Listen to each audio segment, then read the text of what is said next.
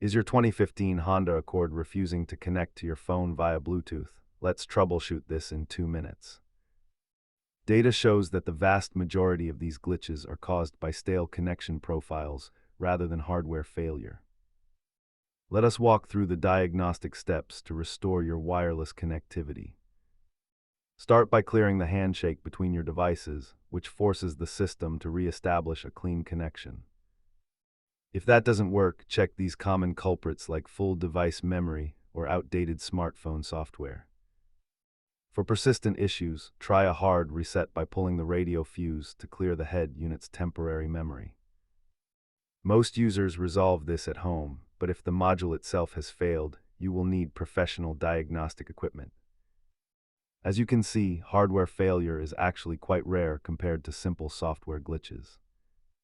If you are comfortable with tools, checking for body control codes can confirm if the module is communicating.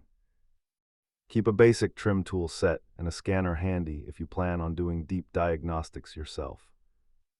Remember, these systems often require multiple pairing attempts before they finally handshake correctly. If this guide helped you reconnect, hit subscribe for more Honda maintenance tips.